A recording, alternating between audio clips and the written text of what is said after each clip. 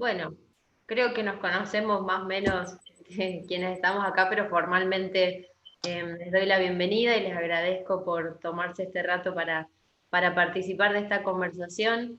Em, bueno, como grupo preocupados por un hábitat digno, por supuesto que la discusión respecto a la urbanización de la isla 132 nos interpeló y a partir de ahí es que, bueno, se nos ocurrió esta actividad. No va a ser esta una actividad, no hay que pensarla como un curso formal, no va a ser una actividad expositiva del tipo seminario o demás.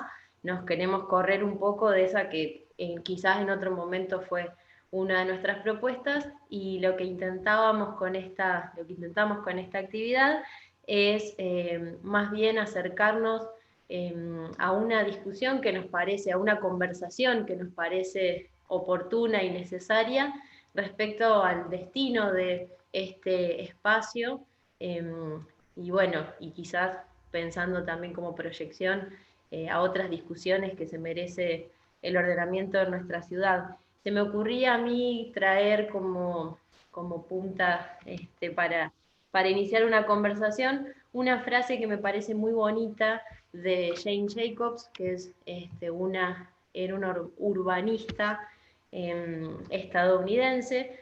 Ella tiene una trayectoria intelectual muy particular, como alejada de las trayectorias académicas más convencionales.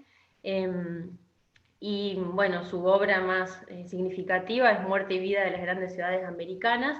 Y allí, en la década del 60, ella hace un trabajo muy pero muy interesante y en el cual se anticipa algunos conceptos que después van a tener como gran trascendencia y demás, y se refiere, por ejemplo, a lo necesario que es la diversidad de usos, de escalas, pensar en los edificios, en las personas, cuando nos referimos a la ciudad, y le interesa especialmente la red de relaciones que involucra una ciudad, y en particular denuncia en un momento la sistemática destrucción de las redes familiares, de las redes de amistad y de vecindad que se habían formado en los barrios.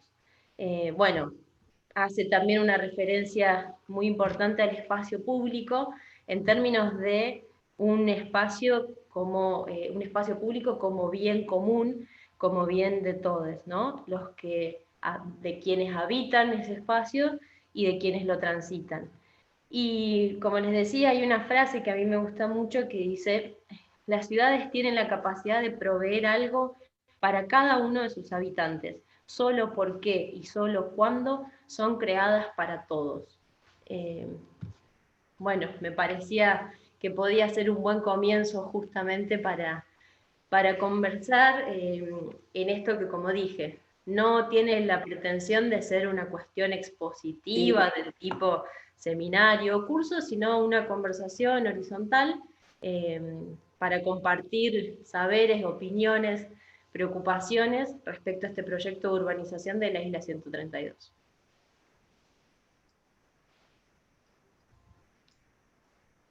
Nara. Bueno, darles la bienvenida también, como expresó Emilia, de parte de todo el grupo. Decirles que nuestro grupo trabaja por un acceso igualitario al hábitat digno, que es un derecho humano, que eso significa que el Estado lo tiene que garantizar, el acceso a ese derecho, que el Estado tiene un compromiso con los otros estados y con sus ciudadanos, y que en ese acceso al hábitat digno hay que pensar el derecho a la vivienda, el derecho a las infraestructuras, al servicio, a los servicios, y que el particular interés nuestro es que no haya segregación, procurar una ciudad que integre, que no segregue.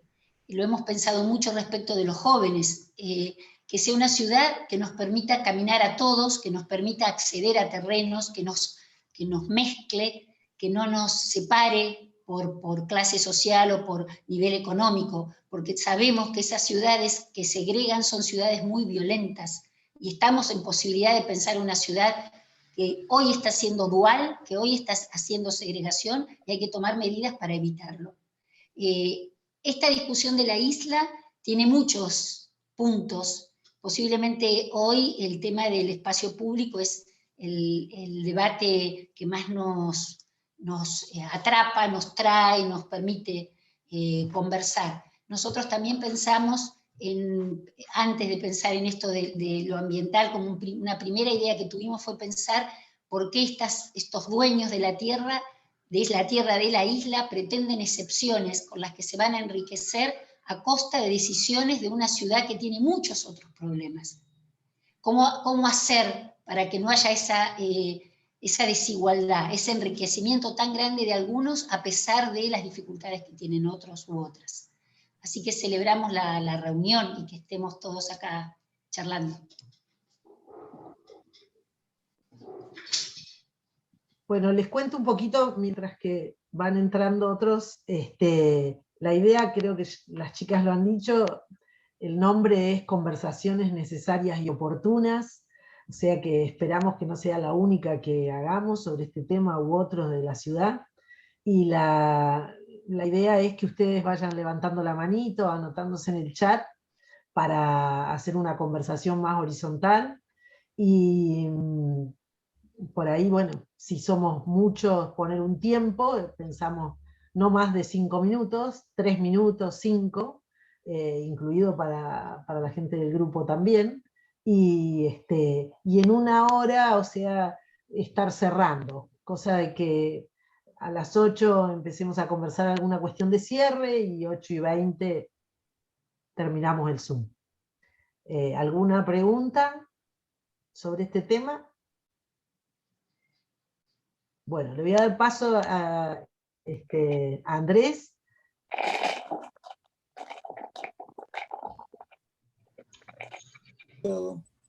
Buenas noches, ¿cómo les va a todas y a todos? Excelente que estemos aquí en este espacio que, como bien dijeron las compañeras, la idea es que todos podamos dialogar e intercambiar. No pretende de ninguna manera ser un espacio en el cual haya una sola direccionalidad. Yo les voy solamente a mostrar algunas imágenes que tienen que ver con un poco la caracterización de lo que es el territorio de la isla 132 y la relación en sí con la ciudad más urbana, más estructurada. Esta foto que ven aquí es una foto bastante antigua que yo la saqué de la web y parecería que solamente estaba construido el puente de la llegada desde el lado de Río Negro, o sea que es bastante antigua.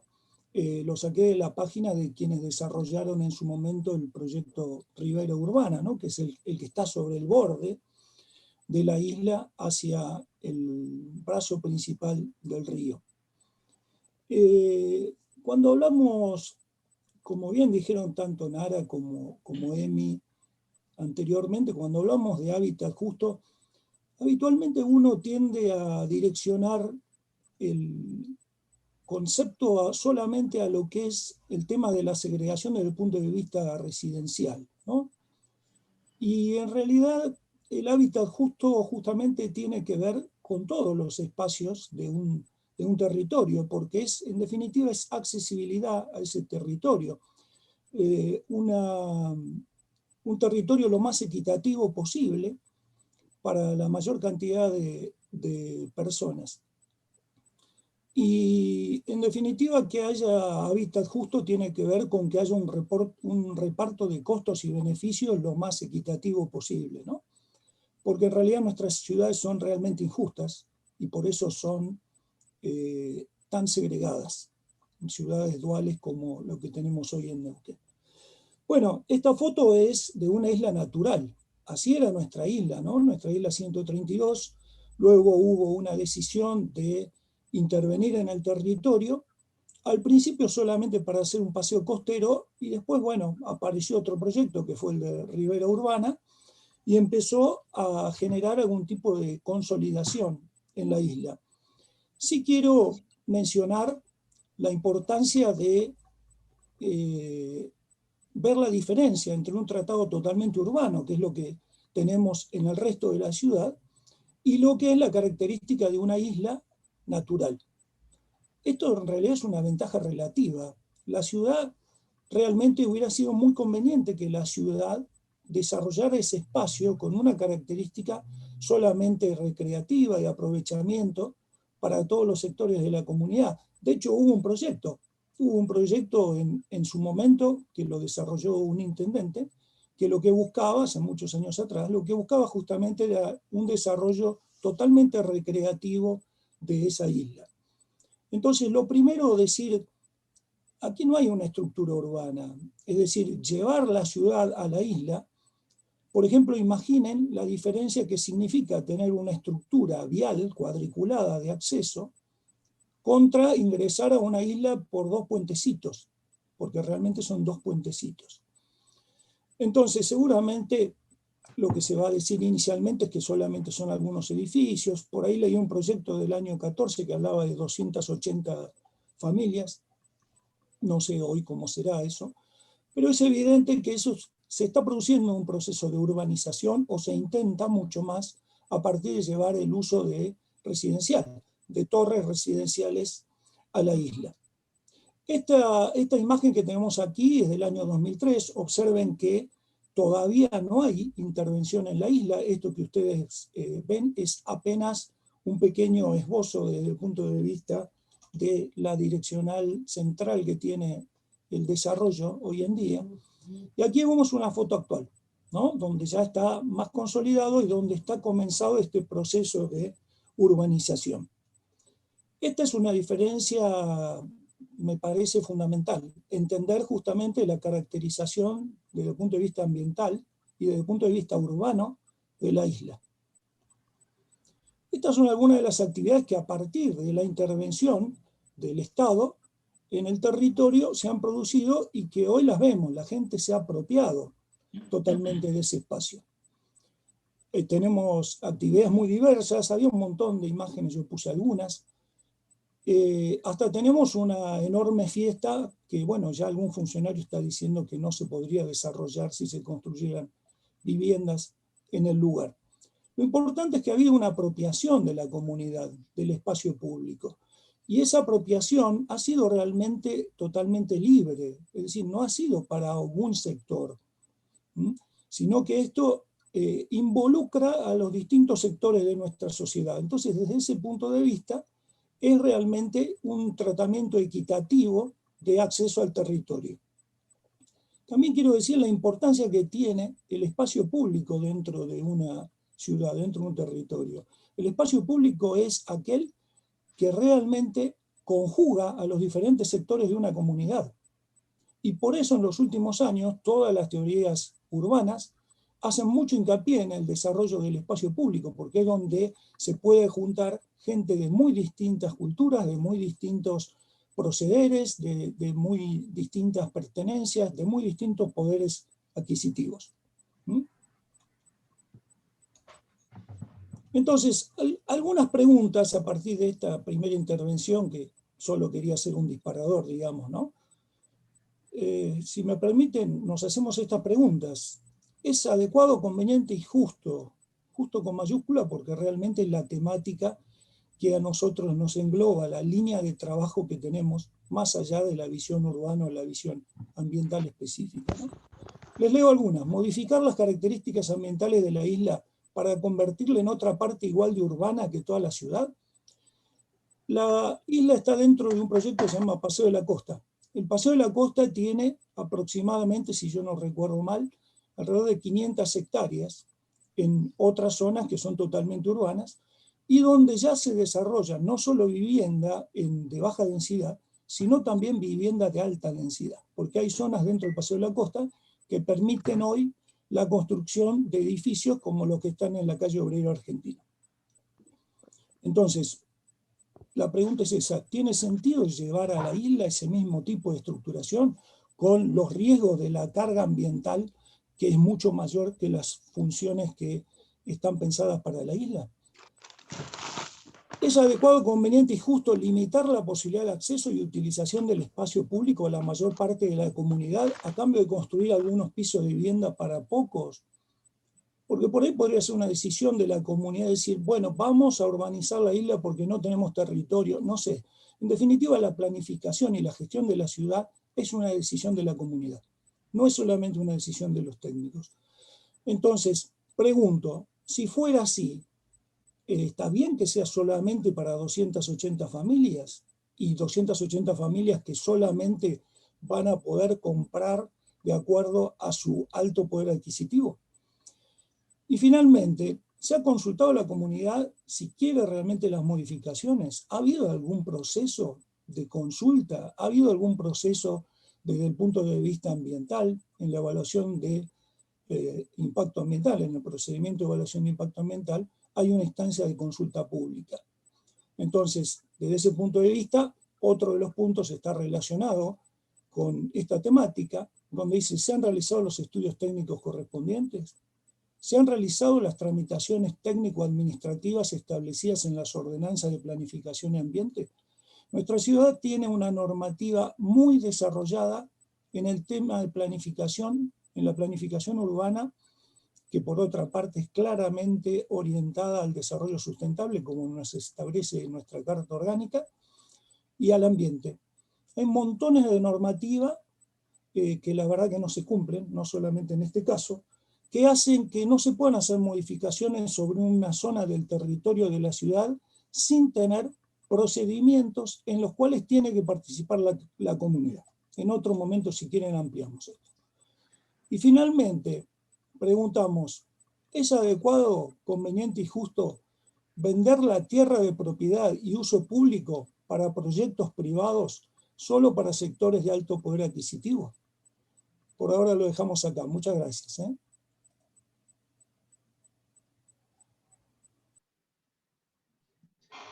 Bien, si alguna de los participantes quiere repreguntarle o que amplíe algo, Andrés, díganos si quieren compartir información.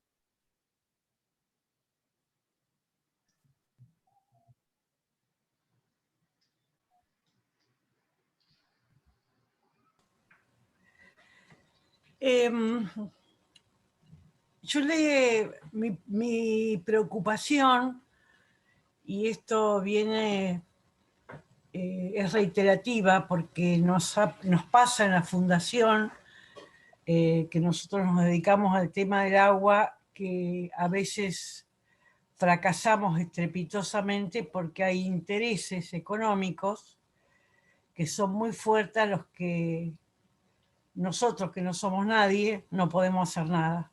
Es decir, mi preocupación con esto, comparto 100% lo que pretende este grupo y lo que ha dicho Andrés, y mi gran preocupación es qué estrategias nosotros podríamos implementar para poder parar esto. Esta es la gran preocupación mía y a mí no se me ocurre ninguna que sea realmente efectiva, porque acá estamos luchando con intereses económicos que son muy fuertes y muy potentes. Entonces, ¿cómo hacemos para no perder este espacio?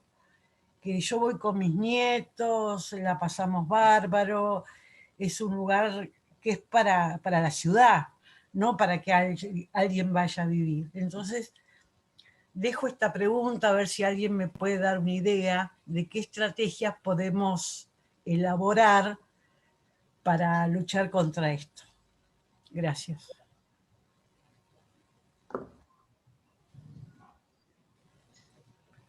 Walter Pérez. Estaba a propósito de lo que la compañera está planteando. Hace unos días recordaba con unos amigos a propósito de la estrategia. Lo que pasa es que los contextos son distintos, pero bueno. Cuando se logró parar la urbanización del Parque Central, que incluso quien lo impulsaba era el propio vicegobernador, Forni, a través de algunas figuras del MPN que intentaban desarrollar una serie de torres en lo que ahora es el Parque Central, Claro, digo el contexto es distinto, ¿por qué? Porque allí las comisiones vecinales de ese entonces, década del 80, que tenían una organización muy fuerte, y el Turco Jure cumplió un papel fundamental, por eso hay una placa que lo destaca en el Parque Central, lograron, a través de muchas acciones, parar ese proyecto que era bancado por los propios, digamos, cabeza del poder de turno. Pero, reitero, un contexto distinto. Se logró parar eso. En otras circunstancias se logró parar el proyecto del Pechi de urbanizar parte de los terrenos de la U9, que también se planteaba con el gobierno nacional, con Macri, el desarrollo de torres y construcciones. Ahí hubo una posición del gobierno de Gutiérrez, pero con un enfrentamiento con Pechi. O sea, por eso digo, son contextos políticos y sociales diferentes, pero que cada uno cumple un rol. La pregunta, que a propósito lo dice la compañera, es de qué manera hoy se podría generar una estrategia a través de la participación de organizaciones o bueno, de qué forma para parar esto. Yo creo que si se lograra eso se puede parar. Pero el punto acá, como decía recién la compañera, es cuál sería la mejor metodología, ¿no? Para llegar a eso. Ese es el gran punto.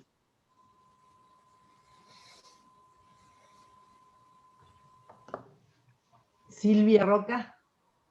Hola, buenas tardes. La verdad es que Hola. escucharlos y bueno, y compartir la perspectiva para mí es saludable. Creo que se enmarca el tema en justicia ambiental, básicamente.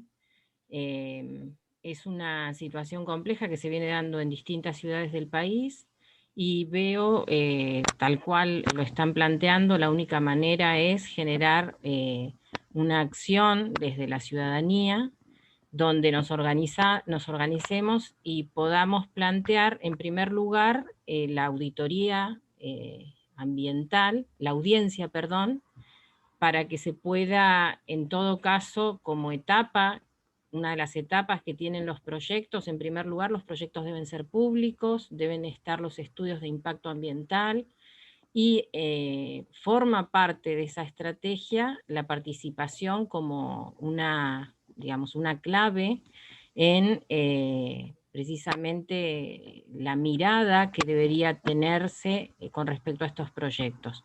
Digo, forman parte o se enmarcan en la justicia ambiental porque el derecho a este bien natural es de todos los ciudadanos, de toda la ciudadanía, y en ese marco preservar los servicios ecosistémicos que genera esta zona es fundamental por una cuestión de salud ambiental. Entonces creo que argumentos válidos hay muchos, el tema pasa precisamente por tener, entiendo yo, una estrategia lo más clara posible para ver de tener un impacto efectivo en la definición que se esté tomando. Claramente en esto coincido con Walter, la situación de la gestión política de turno es clave en esto, saber cuáles pueden ser las mediaciones que podamos establecer para llegar a tener, o por lo menos que nos escuchen, porque entiendo que es bastante más complejo de lo que parece, ¿sí? Simplemente esto, apuntarlo porque me parece que la mayoría de las ciudades, y de hecho el Observatorio por el Derecho a la Ciudad de Buenos Aires viene trabajando en el marco de lo mismo, y en eso creo que tenemos, me parece, algunas cuestiones que podríamos tomar también como para implementar. Eso, muchas gracias. Gracias, Silvia.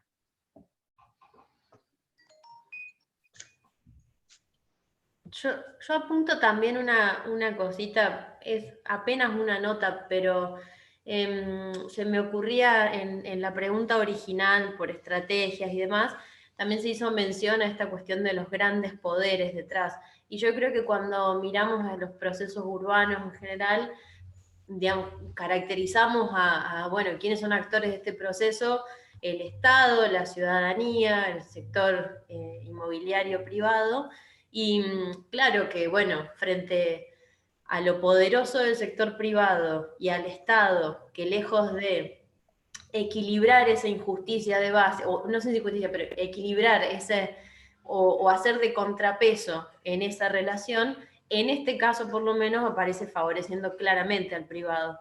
Pero algo que no quería dejar de decir es que también lo social desborda, entonces a veces pareciera que frente a esos poderes no hay, como no hay alternativa posible, y bueno, quería simplemente decir esa nota de que a veces, ni que hablar de que hay experiencias en otros contextos, en otra situación, pero hay experiencias de que proyectos así se han frenado, pero también como a veces lo imprevisible de lo social, digo, termina como haciendo que puedan haber rumbos alternativos. Y lo digo, yo vivo muy cerquita de la isla, entonces ese proceso de ribera urbana y demás, lo vi como vecina del barrio. Y yo recuerdo que el primer tiempo el proyecto tenía un corte como muy claro de proyecto inmobiliario, y de hecho hubo un tiempo largo, yo por lo menos lo recuerdo así, en el que estuvo el puente cerrado y custodiado, estaba vallado y había policía y no se podía acceder a la isla directamente. Y yo creo que fue la presión de la gente en la utilización de ese espacio lo que también le fue dando como otro sentido, otro uso, y esto que decía Andrés de la apropiación. Y eso no estaba en los planes de nuestros gobernantes. Y me parece que en ese sentido digo que a veces lo social desborda y que entonces es difícil, en buena hora digo que es difícil pensar en un rumbo ya prefigurado, y bueno, creo que hay ahí también como una clave de esperanza, y por supuesto que también apuntar, es muy, las aristas que se abren a partir de esto son muchísimas. Piensen, no sé, empezamos pensando plusvalía, la cuestión ambiental, la cuestión del espacio público.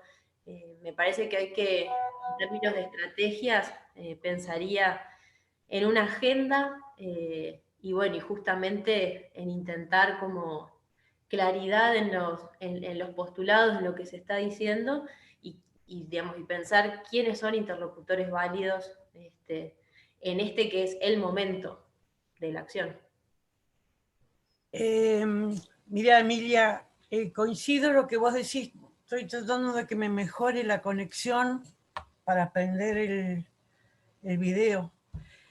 El tema es el siguiente, yo creo, y esto es un poco en función de nuestra experiencia en la fundación, que hace muchos años que estamos en esto, a veces nos hemos dado un frentón contra una pared muy dura, pero lo que yo puedo concluir que lo que realmente moviliza es la presión social. Recuerden lo que pasó con esa movida con la red de los ríos, que inició Pomponio, un guardavida, iban decenas de familias con sus hijos, sus cochecitos, y ahí lo pararon, o por lo menos empezaron a movilizar. Yo creo que solamente la presión social puede mover algo. Entonces, sería interesante ver cómo armamos algo parecido a eso, porque desde la normativa, desde las leyes, como bien lo dijo Silvia, todo está, pero no se cumple. Entonces, ¿cómo hacemos nosotros, organizaciones chiquititas? Es solamente tratar de activar la presión social. Creería, ¿no? Esto les digo en función de mi experiencia. Gracias. Sergio, por ahí si pudieras ampliar para el estado de situación. Bueno, hola a todas y a todos. Sí, muy interesante el debate, es el debate que venimos dando ya en el grupo de Hábitat, ¿cierto? Cómo poder incidir, cómo lograr hacer efectivos ciertos derechos. Máxime en una situación tan compleja como la que vivimos desde la perspectiva sanitaria y las limitaciones concretas que eso impone. Solamente a mí se me ocurre decir ahora, bueno, lo importante de generar conciencia, de reflexionar, de estudiar, de intercambiar, y en ese sentido quisiera hacer un pequeño aporte que tiene que ver con la situación de la isla 132, con la tierra que se ha vendido allí, pero que se vincula con toda una matriz de privatización de la tierra pública en la ciudad de Neuquén. En la ciudad de Neuquén, tanto la Carta Orgánica como ordenanzas específicas establecen la obligatoriedad de constituir reservas fiscales o bancos de tierra públicas. ¿Para qué? Para ir abasteciendo las necesidades de reproducción de la vida en una sociedad, en una ciudad con un altísimo nivel de crecimiento, pero bueno, nada de eso se cumple, como bien decían, por más normativa precisa y de rango supralegal, en este caso la Carta Orgánica, no se cumple, y muy por el contrario, te pido, Andrés, si podés mostrar esa foto que te compartí hoy. Muy por el contrario, decía, se puede advertir en la última década claramente un proceso acelerado de venta de la tierra pública a un reducido grupo de empresas constructoras que han sido las que se han apropiado en bloque de toda esa tierra. Decía, ventas que han sido realizadas y autorizadas mediante ordenanza entre el año, ahí se ve una foto que hemos construido, entre el año 2014 y 2017, se vendieron aproximadamente 50 hectáreas de tierra en la ciudad de Neuquén, que como ustedes advertirán en la foto, creo que es bastante gráfica, ¿cierto? Se ve el coto, resalta el coto, la rotonda del nodo vial. Son 50 hectáreas de la tierra más valiosa de la ciudad, que podemos señalar acá el corredor Leloir y Doctor Ramón, y básicamente todo lo que es el desarrollo del barrio Gama, lo que ya se desarrolló y lo que se está por desarrollar, y bueno, a esto podríamos sumarle también otras áreas importantes como en la calle Bahía Blanca, lo que era los corralones de obras públicas de la municipalidad, es decir, todas tierras absolutamente valorizadas. Bueno, ¿cuál ha sido la matriz, las características permanentes de estas ventas, de esta privatización? Bueno, fundamentalmente que han sido vendidas en grandes bloques para compradores, para un mercado que está sumamente concentrado y cartelizado, ¿cierto? Han sido muy pocos los adquirentes. Se trata de empresas constructoras vinculadas con empresas desarrolladores, es decir, hay un nivel de concentración vertical también. Y la característica central es que han sido enajenadas, han sido vendidas a precios muy lejanos al valor de mercado, muy lejanos al valor de mercado. Un dato, digamos, discursivo, son aquellas posiciones políticas que todo el tiempo ponderan y alientan las lógicas del mercado, ¿cierto? Los que plantean que debe primar siempre la lógica del mercado son los mismos que al momento de vender la tierra pública, ahí obvían todas las leyes del mercado, que son precisas y claras respecto a cuánto vale la tierra en la ciudad. Pero entonces respecto de la venta de la tierra pública, ahí se inventan determinados procedimientos oscuros, complejos, que traen como consecuencia la venta, decía, por precios muy inferiores a los de valor de mercado. ¿Cómo es concretamente este mecanismo? Bueno, las tasaciones o las bases de licitaciones privadas las realiza el Tribunal de Tasación de la provincia, que se llama tribunal pero no tiene ninguna función jurisdiccional, es un organismo más, con funcionarios todos dependientes del gobernador o del intendente, y que establecen las resoluciones de evaluación de la tierra pública de una manera no solo oscura, no solo alejada de los parámetros del mercado, sino que además, concretamente desde el Grupo de Hábitat, hemos intentado conocer los mecanismos de determinación, conocer los acuerdos de ese tribunal, y hasta la fecha no hemos podido, no nos han dado ningún tipo de respuesta.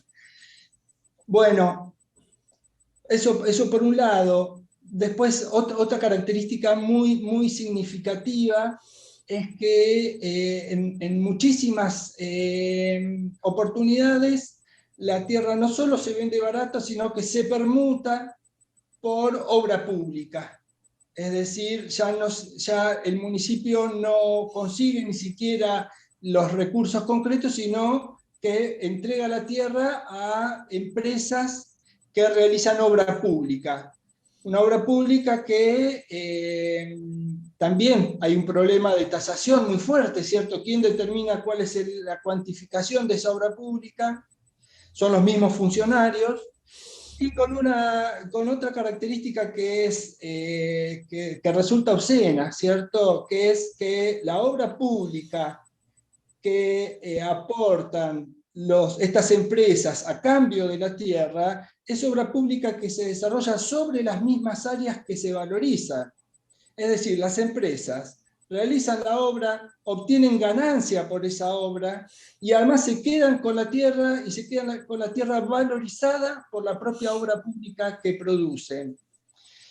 Bueno, parece de película de ciencia ficción, pero no, es Neuquén, es la realidad, y esto lo podemos llevar también como un ejemplo concreto a lo que está pasando en la isla 132. No se conocían concretamente los contratos de venta, pero a raíz de una investigación del diario Río Negro, unas notas que salieron, conocemos ya que hay 3 lotes vendidos en la isla 132. Los compradores son justamente estas mismas empresas constructoras que, repito, son un grupo muy reducido, carterizado, y el precio es otra vez muy distante del precio de mercado. No voy a aburrir con números, pero sí voy a decir que hemos analizado, estudiado en detalle la cuantificación del valor de la tierra que se vendió en la isla 132. Para dar algún criterio, voy a mencionar que más allá de las externalidades como, digamos, de ubicación de la tierra, de características ambientales, de accesibilidad, hay una característica que es determinante del precio de la tierra, que es la capacidad constructiva que tiene, es decir, qué carga de metros cuadrados de edificación es capaz de soportar en función de la infraestructura, de los servicios y de los indicadores urbanísticos que habiliten la realización de esas construcciones. Bueno, concretamente, no sé si estoy dando muchas vueltas, tomando un caso concreto que publicó el diario Río Negro, de un lote de 5.000 metros, que puede albergar un edificio de 7 plantas, de 2.500 metros cuadrados por planta. Eso equivale más o menos a un proyecto de inversión, es decir, ese lote puede soportar una inversión edilicia del orden de los 30 millones de dólares, en relación a lo que vale el metro cuadrado en las zonas valorizadas, ¿cierto? Tomamos una referencia de $2.000 el metro cuadrado, que es lo mínimo que se paga en las zonas más valorizadas de la ciudad. Bueno, en definitiva, lo que nos da, el resultado que nos da a nosotros es que esa tierra que se entregó a cambio de obra pública por el equivalente a $1 millón, no podría costar nunca menos de 3 o 4 millones de dólares. Entonces se entregó por $1 millón en obra pública, y otra vez, esa obra pública es realizada por la empresa constructora y adquirente del lote sobre la misma zona valorizada. No sé si se entiende.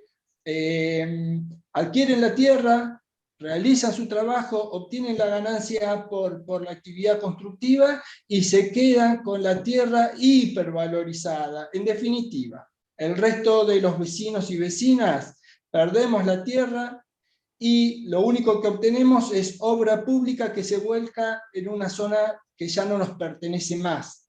Me parece que eso, digamos, muestra un poco la matriz. Y agregando a esto, entonces, viene ahora Cordineu y el gobierno a decirnos que esos adquirentes, esas empresas constructoras, necesitan ahora indicadores de mayor o más rentable uso del suelo para realizar sus desarrollos inmobiliarios. Concretamente nos están pidiendo que aprobemos una ordenanza que permite un nuevo uso, un uso más rentable, en este caso el uso residencial multifamiliar sobre la isla. Y entonces es un poco completo el razonamiento.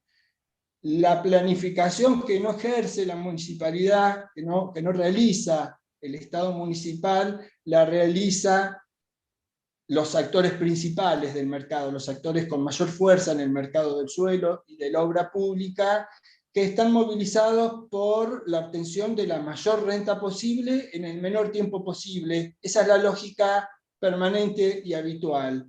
¿Y a costa de qué? A costa de lo que sea necesario. Bueno, no sé si hice mucho barullo, lo termino acá y cualquier cosa, si alguien quiere, amplío algo. Gracias.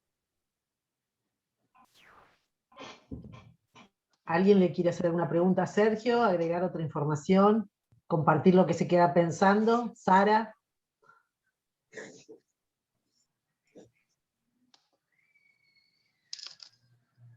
Emilia, la desbloqueaste. ¿Puedo preguntar, Rosy? Sí, ahí estás. ¿A mí me hablas? ¿Sí? Sí, Sara. Gracias.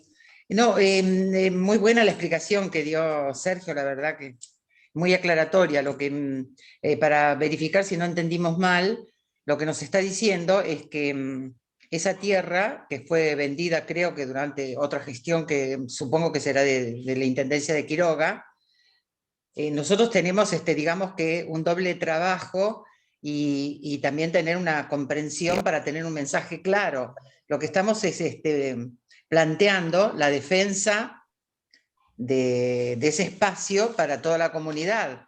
No, porque hoy lo que se está pidiendo es que se cambie el uso, si yo le entendí bien a lo que decía Sergio, es que lo que están planteando hoy es autorización para un uso más rentable, o sea que se ha cambiado. Lo que ya fue vendido, eso ya fue vendido, digamos, que hoy decir que nos oponemos me parece una consigna un poco compleja y no digo hueca, pero lo que tenemos que pedir es que en todo caso el municipio compre nuevamente, impida el Estado municipal, etcétera. Tendremos que ver digamos, qué es lo que me pasa a mí por mi cabeza y mi corazón, estoy diciendo en realidad, no sé quiénes son los nosotros. Digo, lo que me pasa a mí es que, ¿qué desearía yo? Que esto que en su momento fue vendido para oficinas, nosotros lo vimos que fue vendido, de manera que lo que hoy no es que está en venta.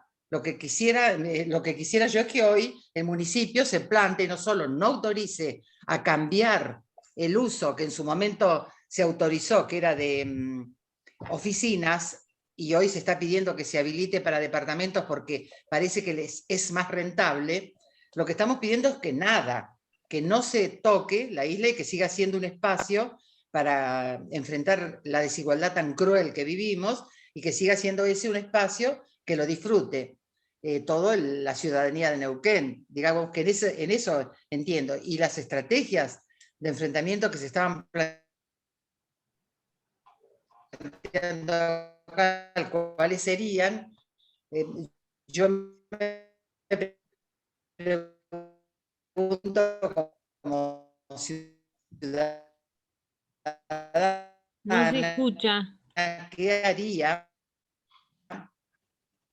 en A este ver, sistema? Sara, Porque no, obviamente que no voy a analizar que tenemos que buscar Sara, no se escuchó tu último pedacito. los arquitectos puedan conocer que son inmobiliario, como lo llamo así vulgarmente. Podría ser que se corte.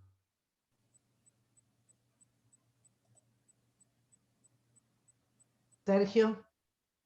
Bueno, no entendí la mitad de las cosas que planteaba Sara, pero paso un par de datos que sí consultó concretamente. Del total de la isla 132, en la actualidad solo hay vendidos 3 lotes, hay solo 3 propietarios privados. El resto de la isla es de Cordineu.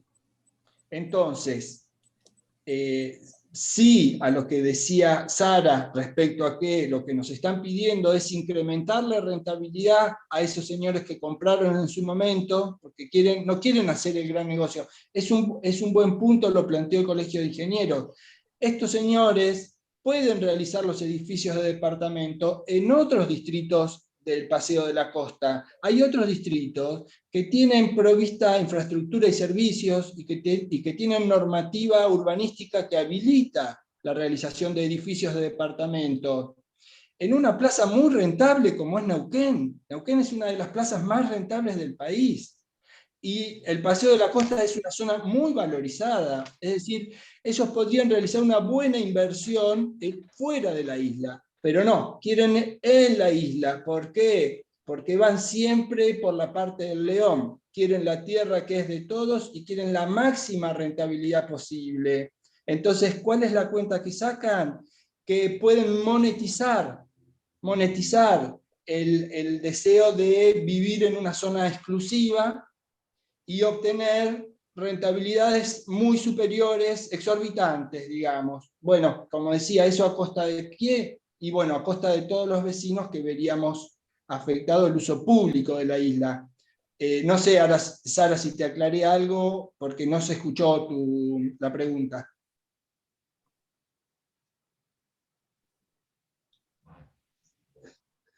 Me parece que Sara quedó con problemas de conexión. Sí, claramente. ¿Alguien que le interese dar su punto de vista? Marcelo Medrano. Sí, ¿cómo están? Muy breve para completar un poco lo que decía Sergio.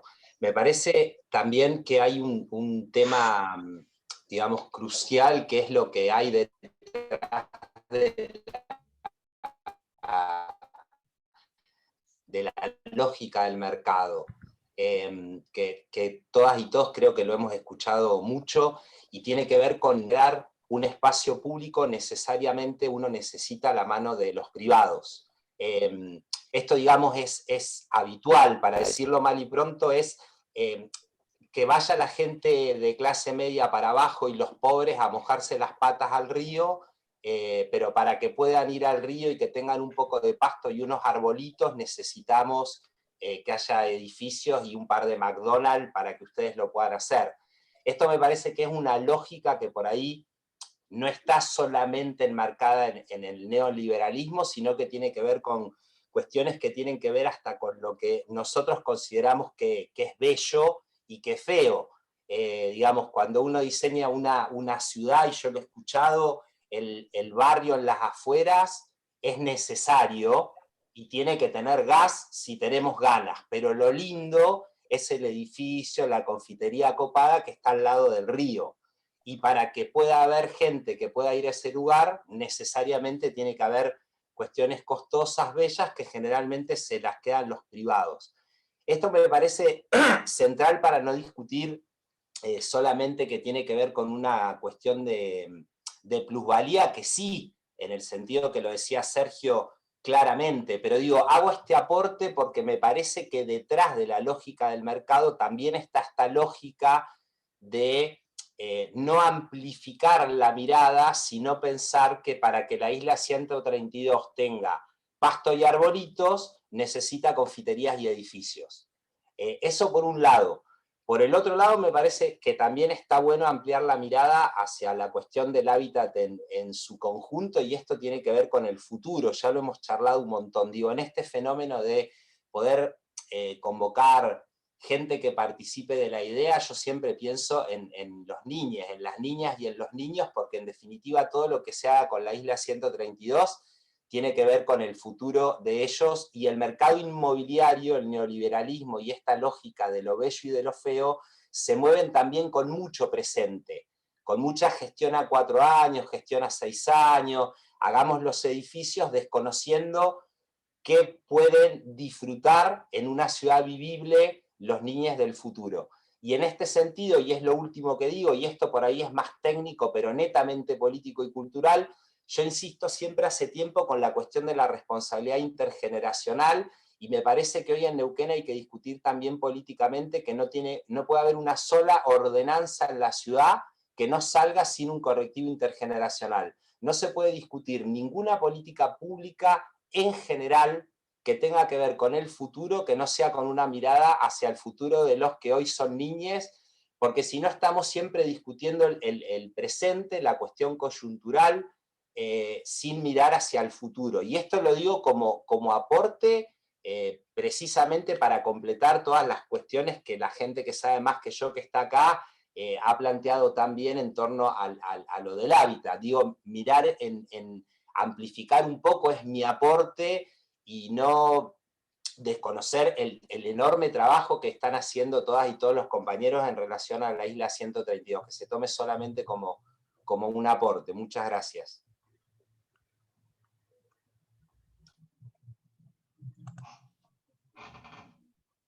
Marcelo, bueno, me parece muy interesante estos actores que vos ponés, porque bueno, siempre están presentes en los dichos de Nara, y desde Hábitat, no sobre este tema, pero sobre otros temas, estamos tratando de entrar, digamos, a la escuela, digamos, buscando un lugar que, bueno, la pandemia nos cortó, pero veníamos pensando trabajar con el último ciclo de la primaria, con el secundario, tratar de ver, creo que me parece muy interesante esta idea que vos has repetido otras veces, cómo en el debate del futuro no hay lugar para el protagonismo de quienes son niñas, niños en el presente o adolescentes, ¿no? Me parece que esa es una linda punta para tenerla en cuenta en esta movida también que trata de interpelar el sentido común, ¿no? Que la ciudad la deciden unos pocos. ¿Alguien quiere compartir? Martita, Marta Radonich, Emi. Hola, ¿cómo están ustedes?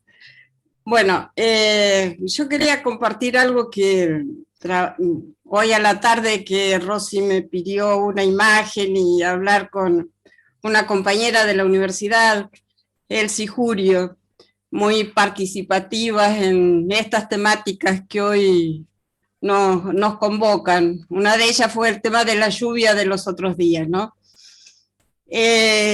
Bueno, sobre la isla 132, en el departamento de geografía hay varios trabajos.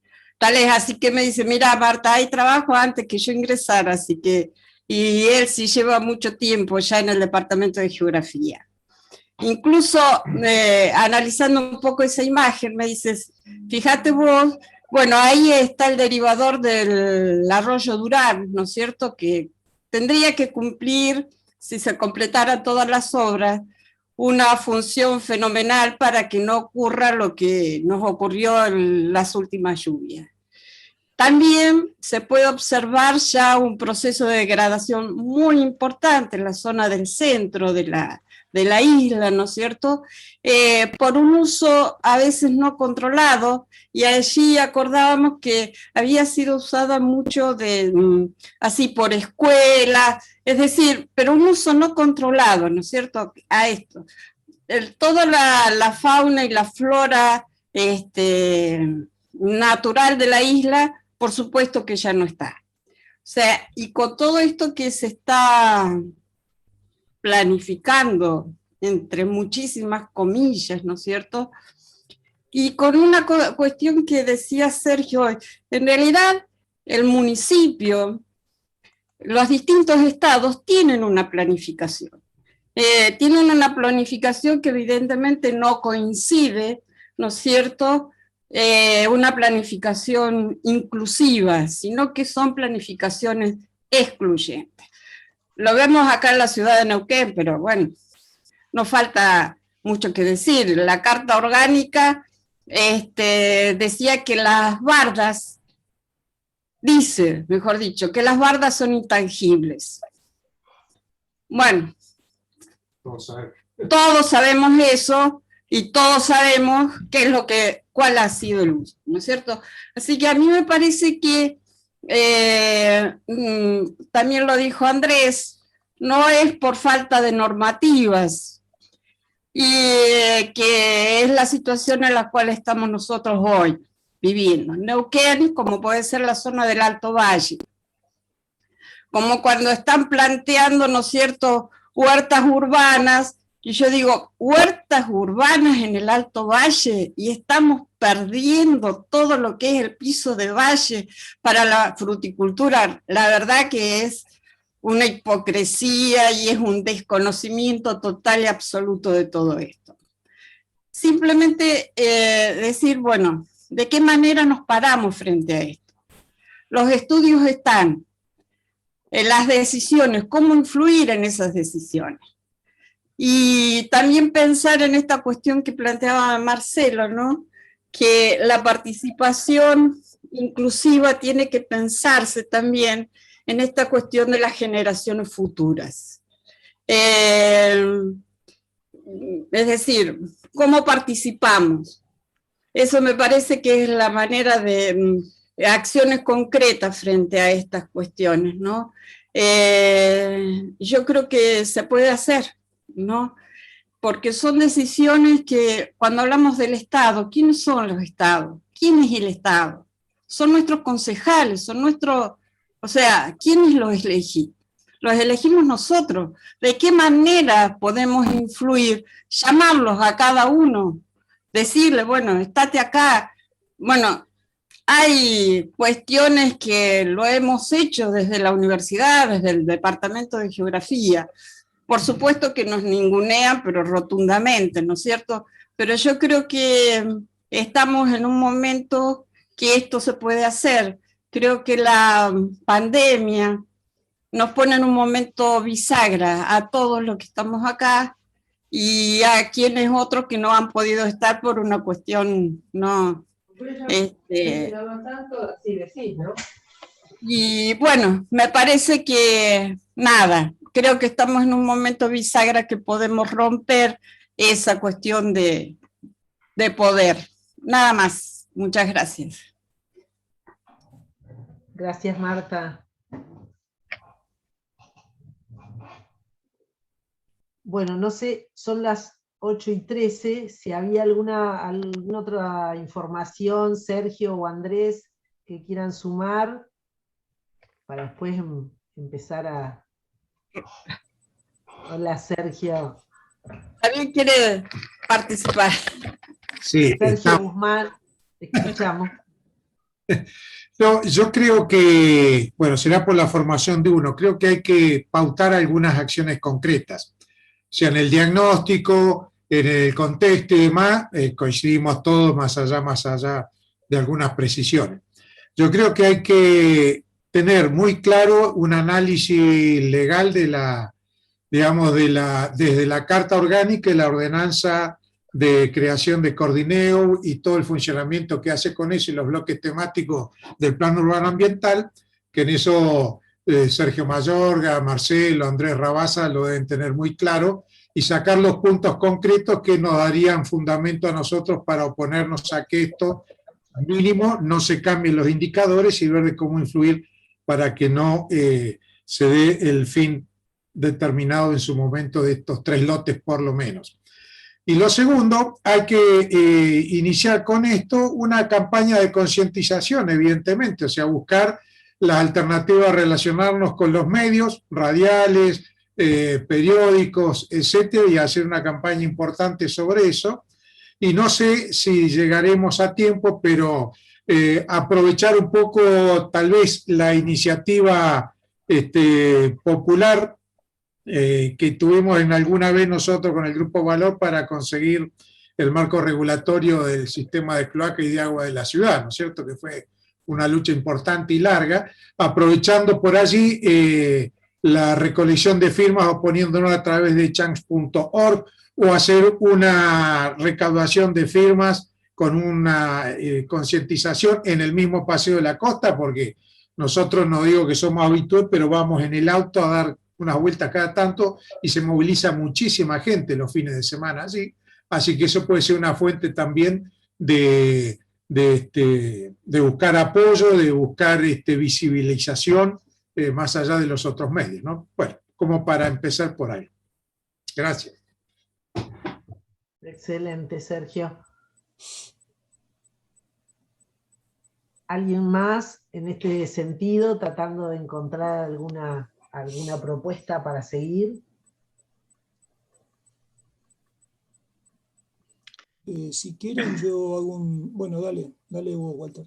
Una cosa chiquita por esto que dijo recién el compañero Sergio acá. Sergio Bomba Guzmán. Bomba no, el papá Sí, es Don Bomba. El bombo grande. El bombón soy yo. No, a mí se me ocurre que estamos con este tema de la pandemia y está complicado por el hecho de que es muy difícil poder salir. Primero que hasta que no pase esta onda de ahora, no va a haber, digamos, gente aglomerada o gente circulando por distintos lugares. Pero mientras tanto, aquellos que son tecnológicos y que saben mucho más que yo el tema de la Internet, podemos buscar un par de consignas, un par de cosas que sirvan para iniciar lo antes posible una campaña mediática, viral. Y una cosa que se me ocurría, por ejemplo, en esa dirección, es decir, nos oponemos o no a la venta del Paseo de la Costa, o a la clausura, o al cierre. ¿Por qué? Porque tenemos que pegar con una consigna que llame la atención. ¿Cómo? ¿Qué pasa? ¿No voy más al Paseo de la Costa? Sí, van a poder seguir yendo. Pero de alguna manera, simbólicamente, decir que la isla y que el Paseo de la Costa ya va a dejar de ser nuestro, del pueblo de Neuquén, sino que va a ser de unos elegidos con mucha guita para poder vivir ahí. Por ese lado me parece que sería interesante ver si podemos armar esa campaña y ahí comprometernos, bueno, a través de las redes sociales hoy en día se puede lograr muchísimo, ¿no? Lo tiro así como un disparador para ver qué les parece.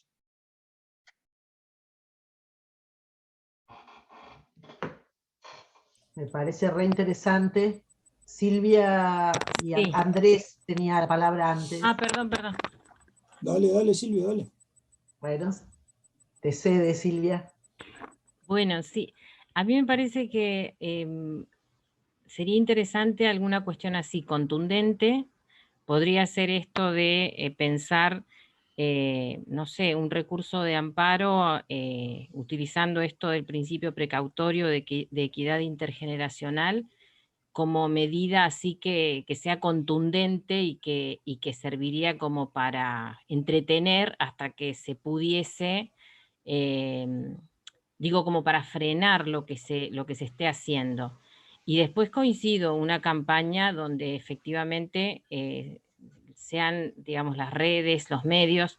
Yo recuerdo, nosotros éramos 3 personas en el equipo de investigación cuando frenamos que sacaran la calle interna de la universidad. Armamos un Google Form, mandamos la entrevista en forma masiva publicamos eso, lo levantó la prensa, la universidad le dice no a que nos sacaran la calle Libres Pensadores y fue, digamos, se terminó la discusión. Entonces digo, desde ahí pensaba qué posibilidades hay de algo así contundente, tipo amparo, y al mismo tiempo esto de llegar con información concreta en esto de, se pierde un espacio que es salud para todos y demás. Eso.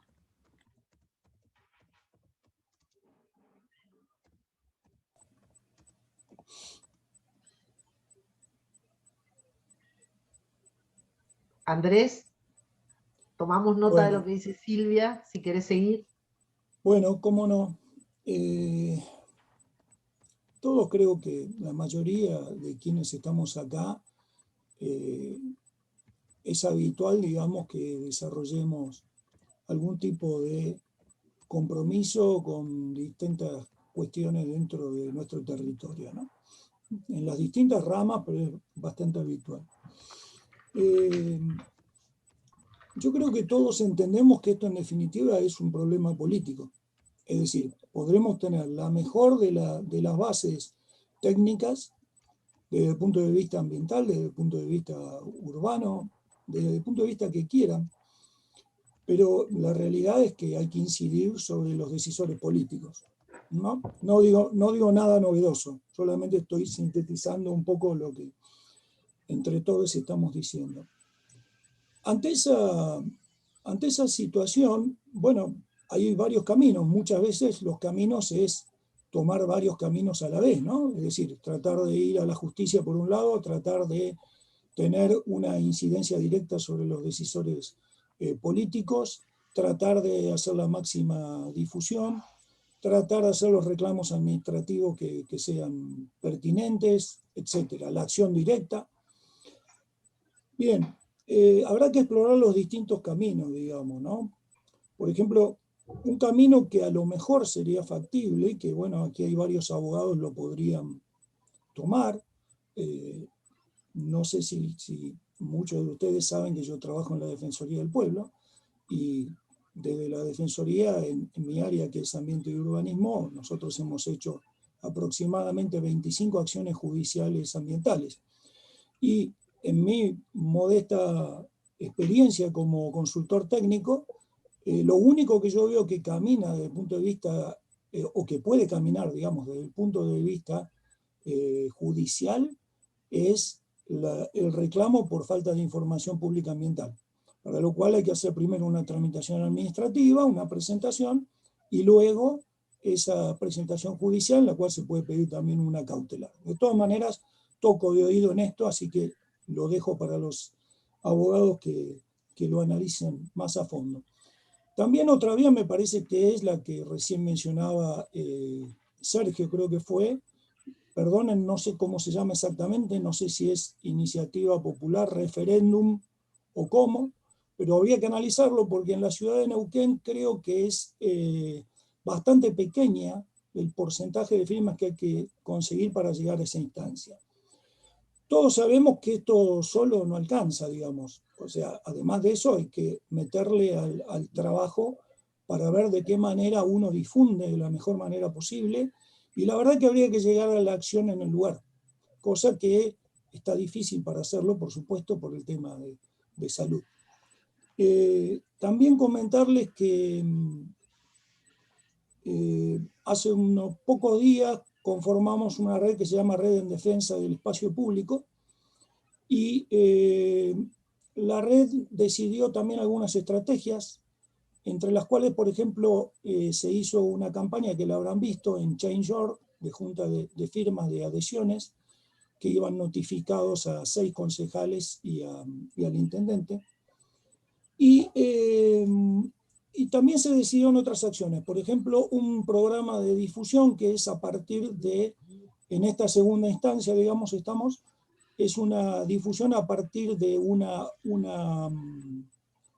no me sale el término, una frase, un eslogan, una consigna, donde la gente se saca fotos y bueno, eso se va colgando en las redes, etc. Y estaba planteada una bicicleteada para el día domingo pasado a las 4 de la tarde, que lamentablemente hubo que suspenderla. Así que bueno, ahí ponerlos en, digamos, información de este tipo de cuestiones, porque por ahí a lo mejor había alguien que no lo sabía.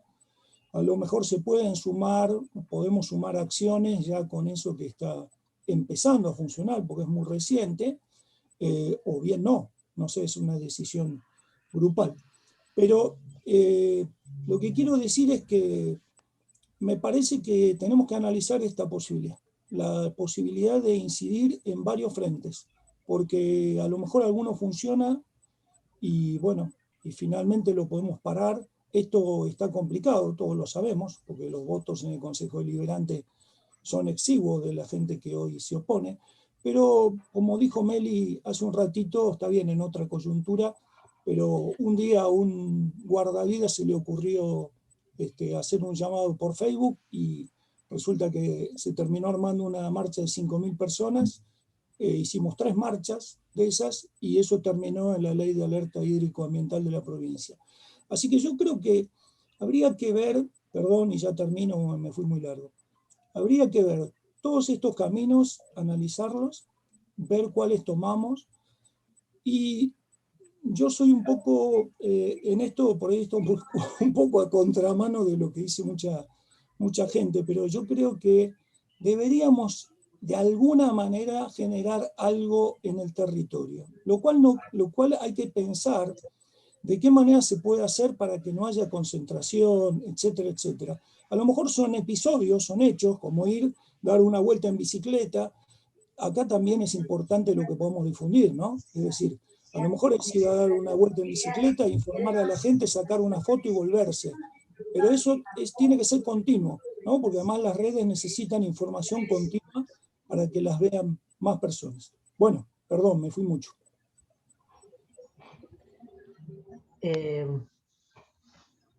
Carlos, ¿alguien quiere compartir? Está Jorge Villar y Carlos Carpati.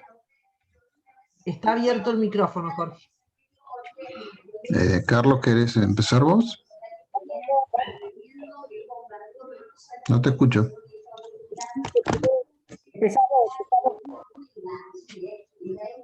Adelante, Jorge. Va después, Carlos. Bueno, sí, te pido disculpas porque no lo escucho, Carlos. No lo escuchamos ninguno. No lo escuchamos bien, pero... quiero aclararles que por una omisión burda de mi parte me he conectado hace un ratito nomás, así que probablemente repita algunas cosas que ya se han dicho. Quería tocar 2 puntos. Ahí, si mal no recuerdo, Silvia Roca habló del principio precautorio en el ámbito de la legislación ambiental. Evidentemente, cualquier acción de tipo legal, en definitiva, lo que se pretende es que sea representativa de la voluntad de algunas personas o sectores. La voluntad está clara. Yo quería simplemente decir lo siguiente. Los códigos urbanísticos, en definitiva, son instrumentos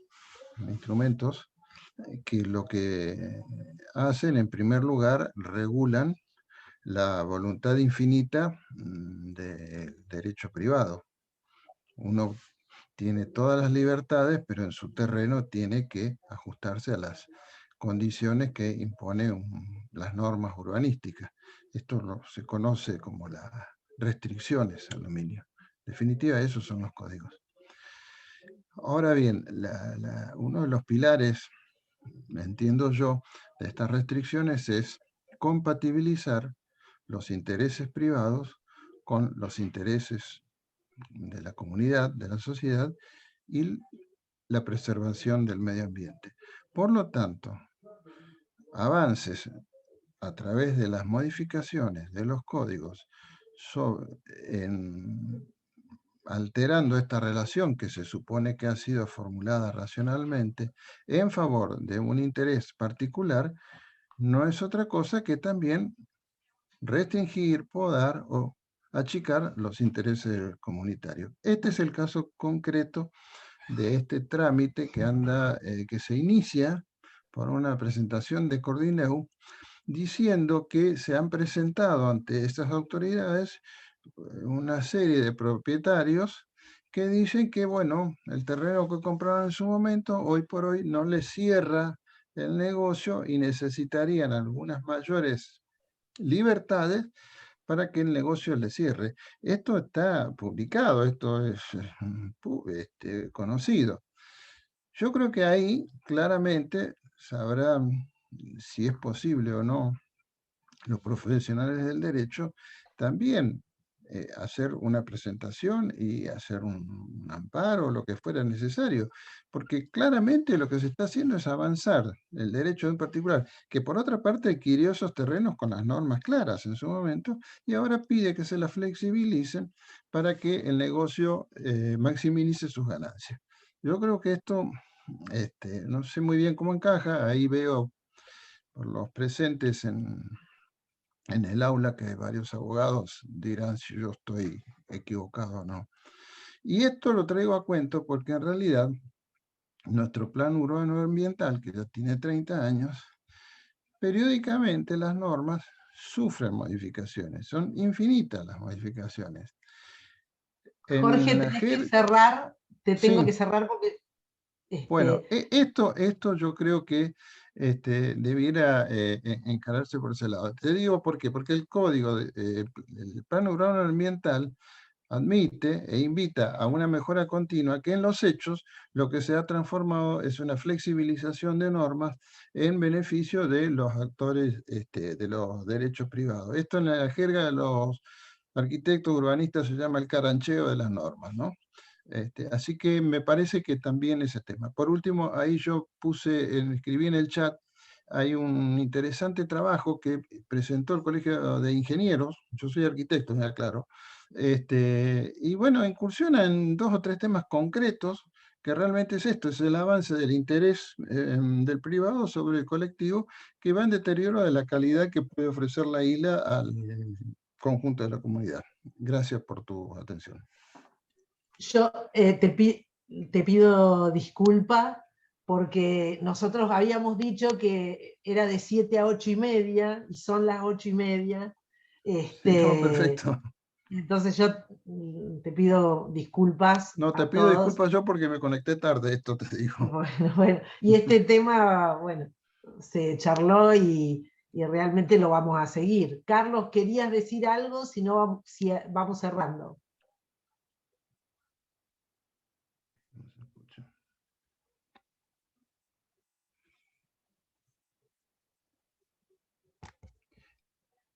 No te escuchamos. Micrófono apagado.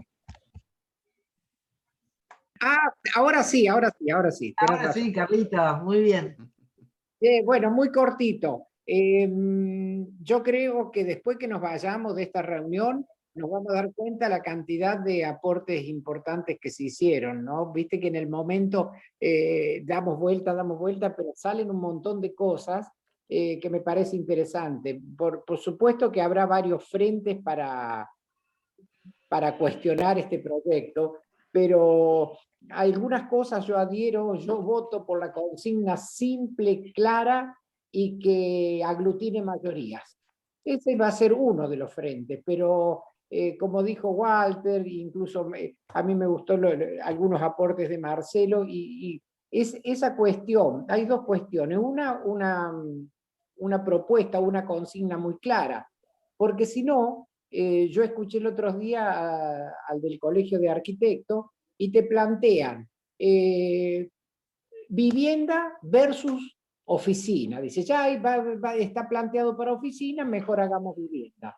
Después plantea ordenanza versus excepción. Y entonces te hace entrar en una discusión, en un juego tan perverso que vos vas detrás de lo que ellos te dicen. Entonces, también la consigna podría ser ni oficina ni vivienda, la isla para los neuquinos o para el conjunto de la gente. Y después está muy bien ese asunto de que culturalmente, ¿qué es lo bello? ¿Lo bello son los yuyitos o es el McDonald's? ¿Y por qué no los yuyitos?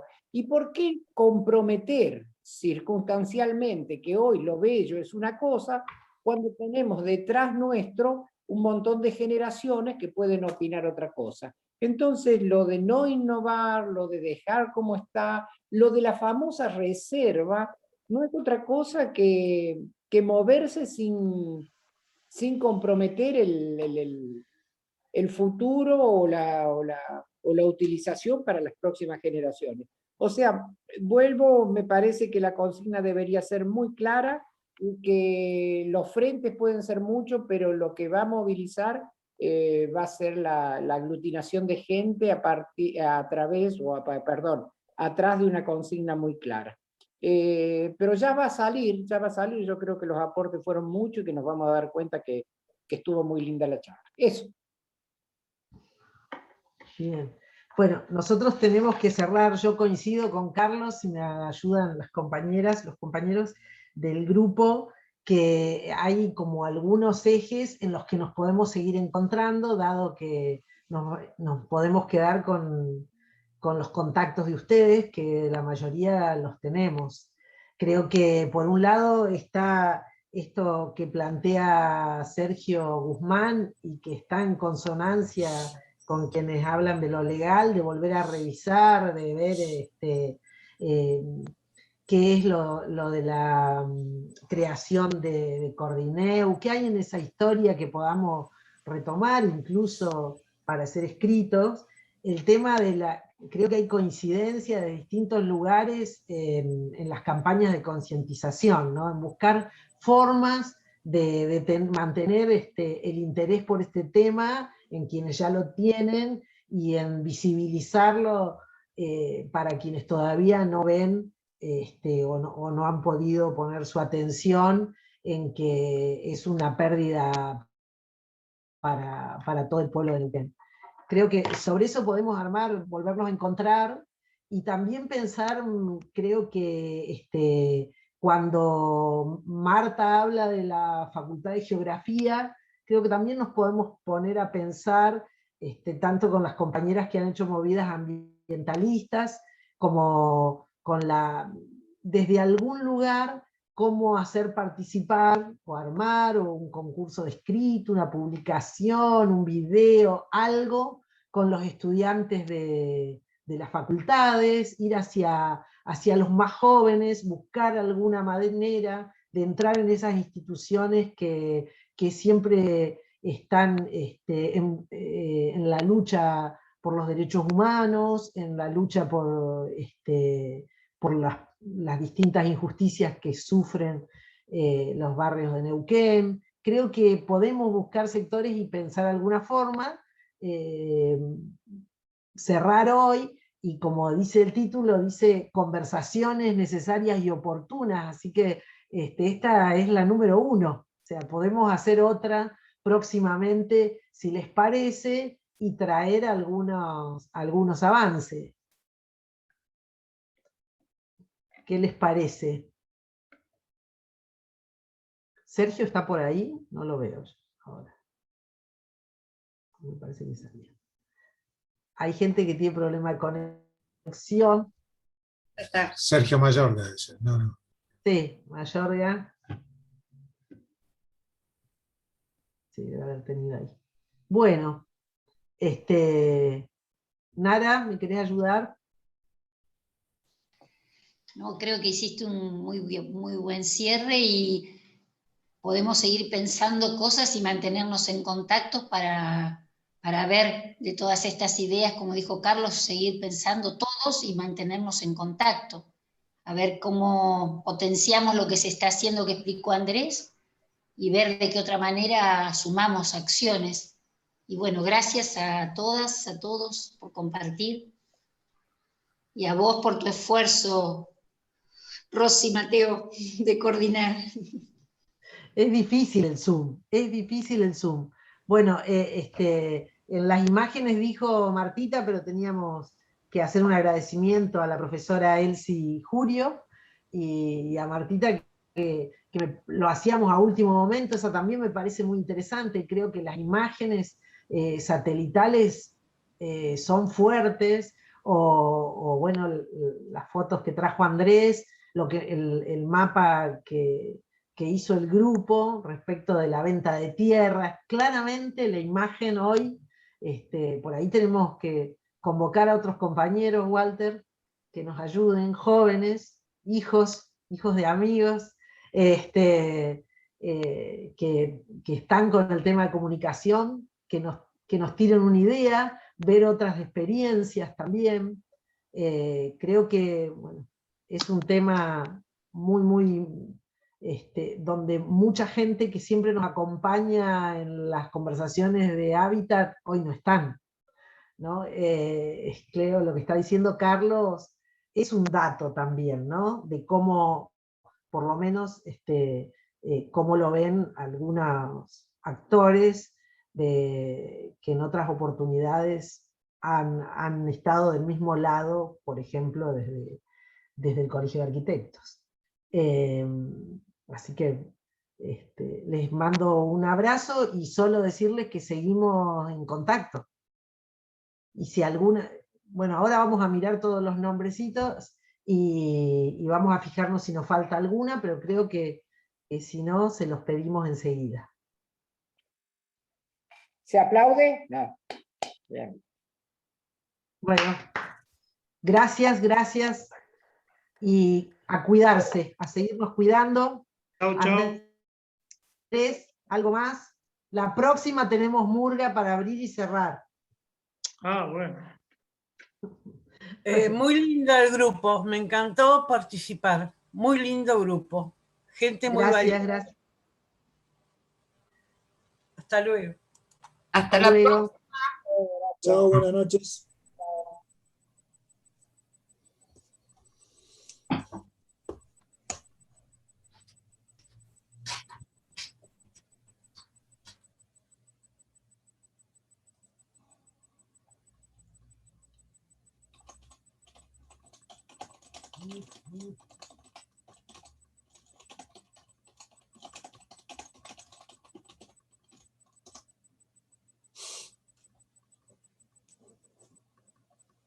Bueno.